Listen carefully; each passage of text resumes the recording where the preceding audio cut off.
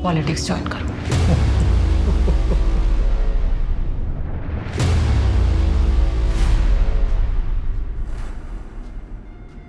क्या हुआ? साहिबा गाड़ी बंद हो गई है, मैं देख लेता हूँ।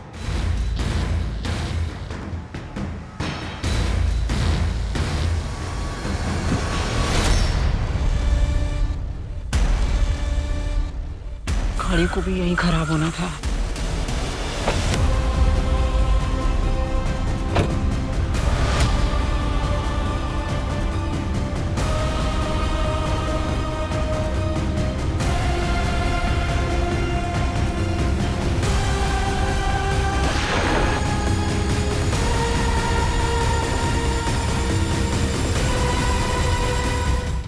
अटैकर के बारे में कुछ पता चला?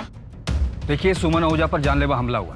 हमारी इन्वेस्टिगेशन चल रही है। जैसे कुछ पता चलेगा हम आप लोगों को बता दें। प्लीज सर कहाँ तक पहुंचे? सर आपके सस्पेक्ट्स के बारे में कुछ बताइए ना। सर सुमन आहूजा के बारे में हमें कुछ बताइए सर। मैं कम इन? आओ गणेश, तुम्हें जो एक्शन लेना है, जो करना है वो करो। इस केस को जल्द से जल्द सॉल्व करो। मुझे पूरा यकीन है इस हमले के तार अजीत आहूजा के मर्डर से जुड़े हुए। जरूर पिछली बार हमसे कुछ ना कुछ छूट गया होगा। सर, शक्ति सिंह जेल में अपनी सजा काट रहा है। उससे बात करने के लिए मैंने एप्लीकेशन डाली है। सुमन के साथ जो ड्राइवर था उसने कुछ बताया? सर, ड्राइवर कमल का कहना है कि कार बंद पड़ गई थी, उसे ठीक करने के लिए उसने बोनट खोली तो उसे गोली की आवाज़ सुनाई थी। उसने एक आदमी को बाइक से भागते हुए देखा, पर नंबर प्लेट नहीं देख पाया। ठीक उसी तरह उसी जगह पे अजीत का मर्डर हुआ। मुझे हमेशा से ये लगता था कि अजीत के मर्डर के पीछे उसकी बीवी सुमन का हाथ था, पर शायद मैं गलत था और तुम सही थे। इस सब के पीछे वरुण ही होगा। वही एक ऐसा है जो इस शतरंज के खेल का किंग बनना चाहता था और बाजी क्वीन मार ले गई। और अब 10 साल बाद वरुण ने फिर वही खेल खेला। लेकिन सर, अब मुझे नहीं लगता, अगर वरुण को गद्दी चाहिए थी तो उसने 10 साल इंतजार क्यों किया? तुम पहले शक्ति सिंह से बात करो, क्या पता 10 साल बाद अब वो सच्चाई बता दे। नीरज, लड्डू तो बहुत अच्छा है। शक्ति भाई, आपको कुछ पता चला क्या? आपके आहूजा साहब की बीवी के ऊपर हमला हुआ है।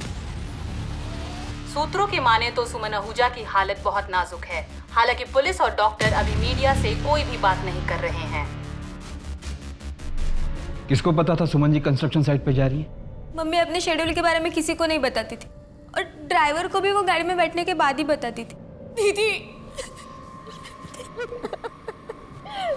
दीदी, मम्मी कैसी है?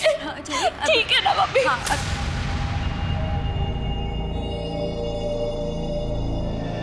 ये मेरी छोटी बहन है छवि।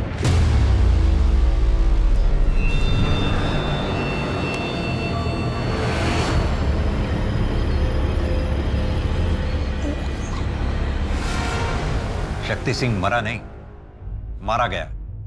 उसे मारकर एक और राज दफन किया गया। पर सुमन अभी जिंदा है। वो ठीक होकर जरूर पलटवार करेगी। सर, शक्ति सिंह का जेलमेट नीरज, कल ही उसे बेल मिली और कल ही उसने अपने घर से आए लड्डू शक्ति सिंह को खिलाए थे। इस नीरज की बेल किसने कराई? उसकी वाइफ ने। अब वो अपने गांव चला गया। ट्रैक करो, उसे फौरन उठा के ले आओ। वो सुमन को जो बुलेट लगी थी उसकी बैलिस्टिक रिपोर्ट आई क्या? जी सर, सेम पिस्टल, ग्लॉक 70। 10 साल पहले अजीत आहूजा भी इसी तरह से मारा गया था, तो क्या समझे? इतिहास अपने आप को दोहरा रहा है। सर, मुझे लगता है कि सुमन पर हुए अटैक के जड़ तक पहुंचने के लिए हमें अजीत के मर्डर केस की फाइल को फिर से ओपन करना होगा। इस शतरंज के खेल में पिछले 10 साल से लेकर आज तक जितने भी मोहरे हैं सबको फिर से टटोला। शायद सुमन के केस की वजह से हम अजीत आहूजा के मर्डर केस को सही मायने में क्लोज कर पाए। सर, ये सेंट्रल जेल के विजिटर लिस्ट की कॉपी है। पिछले 10 साल में कौन कौन ड्राइवर शक्ति सिंह से मिलने आया था, इसमें सबकी एंट्री है। मैं शक्ति से मिलने इसीलिए जाता था ताकि अजीत भैया के असली कातिल का पता लग सके। वो तुम ही थे ना जिसने शक्ति सिंह की बेटी की बेल कराई और फिर अजीत को मारने के लिए कहा। सुमन पर अटैक भी तुमने ही करवाया था और शक्ति को भी अपने रास्ते से हटा दिया। तुम्हारे सच्चाई का आखिरी सबूत हो शक्ति सिंह, उसे भी खत्म करवा दिया तुमने। आप लोगों को सुमन का असली चेहरा नहीं दिख रहा है? वो शराफत का चोला पहने हुए एक नागिन है और उसी के जैसे उसके बच्चे भी हैं। क्या पता है अटैक सिर्फ एक नाटक हो जो सुमन ने खुद करवाया हो। सुमन के पास कोई मोटिव ही नहीं है। 10 साल पहले अगर उसने करवाया होता तो हम ये मान लेते कि ये अटैक उसने हमें गुमराह करने के लिए किया, पर अब वो ऐसा क्यों करेगी? तुम गुमराह कर रहे हो हमें, जैसे पिछली बार सुमन के अफेयर के बारे में बताकर किया था। सर, इनका लॉयर आया है। गुमराह तो आप लोग खुद हो पिछले 10 सालों से।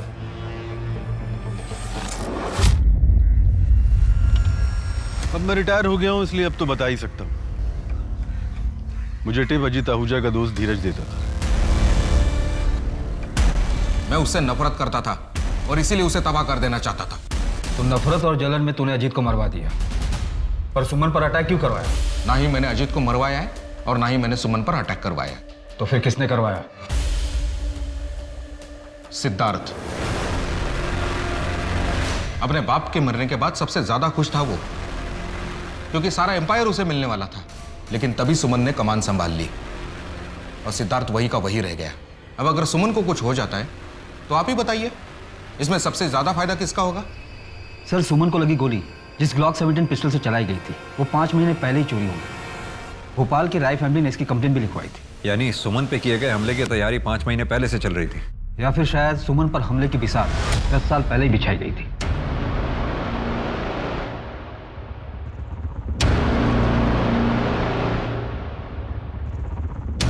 अजीत मर्डर केस में हमारे पास ये सारे सस्पेक्ट्स। इन सस्पेक्ट्स में थे सुमन हमारी मेन सस्पेक्ट थी, लेकिन वो अब विक्टिम हो गई। बाकी बचे ये लोग। सर, 2 सस्पेक्ट्स और भी हैं। पहली छवि, सुमन और अजीत की अडॉप्टेड बेटी, और दूसरा रितेश, जो कि प्रियंका आहूजा का हस्बैंड है, जो 10 साल पहले उसका ड्राइवर था। सर, फिलहाल इस फैमिली में यही 2 लोग हैं जो ब्लड रिलेटिव नहीं है। इस छवि को तो रेस्क्यूड कराया गया था ना ब्रॉदल से। अजीत और सुमन ने उसको अच्छी जिंदगी दी, सब कुछ दिया, फिर वो सुमन पर अटैक क्यों करवाएगी? इनफैक्ट अजीत के मर्डर के समय तो ये छवि 10 से 12 साल की रही होगी। नहीं गणेश, ये पॉसिबल नहीं है। पता नहीं सर, पर मुझे छवि और रितेश दोनों खटक रहे हैं। तो फिर फील्डिंग लगाओ, देखें क्या हाथ लगता है। अरे ये आपका वॉलेट। छवि के एडमिशन का कुछ हुआ? थोड़ा डोनेशन देना पड़ा, लेकिन हो गया है। मैंने चेक दे दिया है। चेक? हाँ, वो आपके ब्लैंक चेक साइन किए हुए पड़े हुए थे ना मेरे पास। देने से पहले एक बार पूछ तो लेती। उसके बैकग्राउंड की वजह से दिक्कत आ रही थी बहुत ज्यादा, इसलिए दे दिया मैंने चेक। हो गई एडमिशन अभी।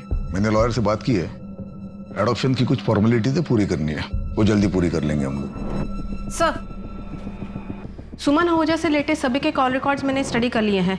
इसके अलावा कुछ भी सस्पिशियस नहीं है। उठाओ इसे। जी सर।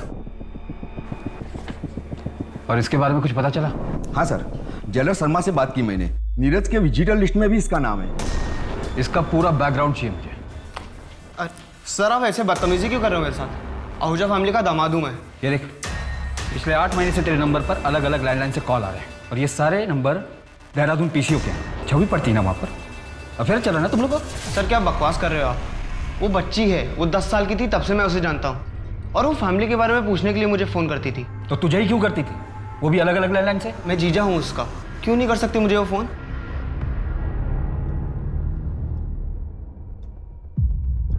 क्या ये छवि आहूजा आपकी बेटी है? हाँ साहब, क्या हुआ? देखो पायल, तुम 13 साल की थी जब यहाँ लाई गई थी। छवि मेरी ही बेटी है।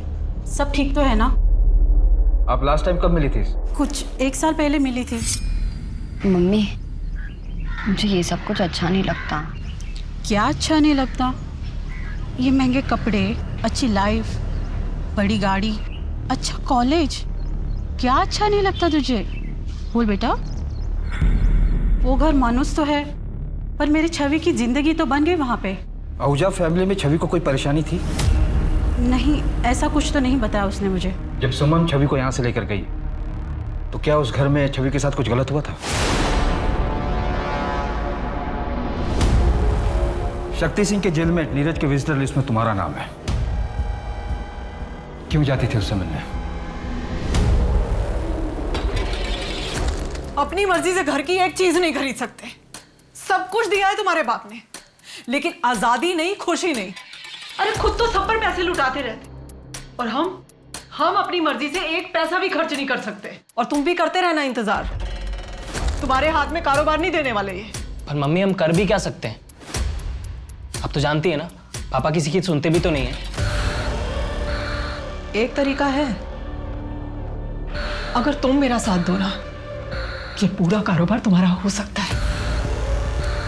तुम ये कर पाओगे शक्ति? मेरे बेटे को बचाने के लिए मेरे पास कोई चारा भी नहीं।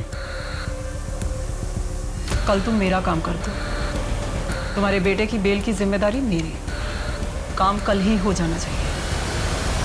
हाँ, मैं शक्ति अंकल से मिलने जाती थी। मैंने जेलर से सेटिंग कर रखी थी।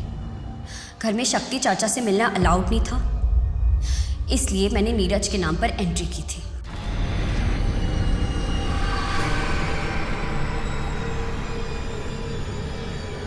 शक्ति ने तुम्हारे पिता अजीत आहूजा का मर्डर किया, फिर भी तुम उससे मिलने जाती थी।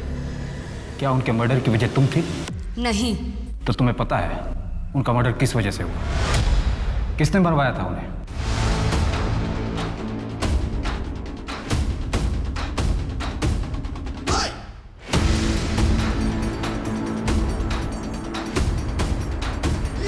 मम्मी 10 साल हो, आपने कहा था मैं संभालूंगा बिजनेस।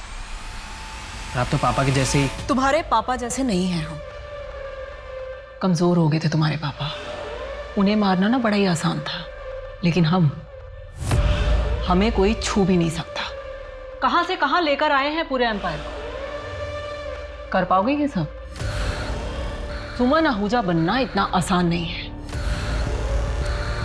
मुझे सिर्फ सिद्धार्थ और सुमन की मौत से मतलब है, फिर पूरा बिजनेस तुम्हारा।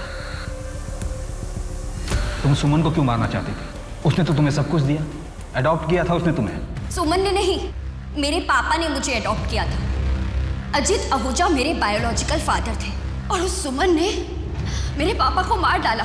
10 साल तक मैं चुप रही, पर बर्दाश्त नहीं होता था मुझसे। वो सुमन आहूजा खुद को रानी समझती थी। मैंने उसी के खेल में उसी को मात दी थी। सुमन को पता था कि तुम अजीत की बेटी हो? नहीं, पर मुझे पता था वो क्या है। कल ही खत्म कर देना।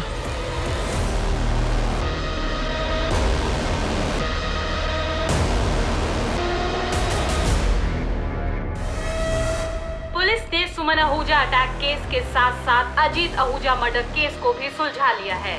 अजीत आहूजा मर्डर केस में सुमन आहूजा को अरेस्ट कर लिया गया है। क्या अब इसके साथ ही आहूजा सट्टे के बिजनेस पे रोक लगेगी? ड्राइवर शक्ति की भी हत्या जेल में सिद्धार्थ आहूजा ने सुपारी देकर करवाई थी।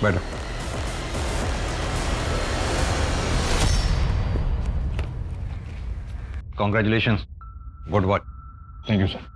अब इस सट्टे के खेल से हमेशा के लिए छुटकारा मिल गया। राजा रानी दोनों को शह और मात। हाँ सर, इस बार कोई वजीर ना राजा की गद्दी पर बैठ जाए। 2011 में इंदौर के इस केस में सुमन आहूजा ने अपने ही पति की हत्या करवाई ताकि वो सट्टे की दुनिया पे राज कर सके। लेकिन अंत में क्या हुआ? सुमन, सिद्धार्थ और छवि तीनों जेल में हैं। किसी को भी क्या हासिल हुआ? सभी ने कुछ न कुछ खोया। जुर्म का रास्ता कितना भी आकर्षित क्यों न हो, पर अक्सर वो हमसे हमारी सबसे प्यारी चीज छीन लेता है। सट्टे की लत में कुछ लोग तो कर्ज में इतना डूब चुके होंगे कि उनकी पीढ़ियां तक भुगतान करेंगी। सरकार और पुलिस इस तरह के गोरख धंधे को बंद करने की पूरी कोशिश कर रही है और कई जगह पर वो सफल भी हुए हैं। लेकिन अजीत आहूजा का सट्टा बिजनेस आज भी चल रहा है। किसी को आज तक नहीं पता सट्टा कहाँ खुलता है। आज इंदौर में ये बिजनेस अजीत के ही परिवार का एक सदस्य चला रहा है। अब मैं सोनाली कुलकर्णी आपसे विदा लेती हूँ। फिर मिलेंगे क्राइम पेट्रोल सतर्क जस्टिस रीलोडेड में एक नए केस के साथ। तब तक अपना और अपने परिवार का ध्यान रखिए। देखते रहिए क्राइम पेट्रोल सतर्क। जय हिंद।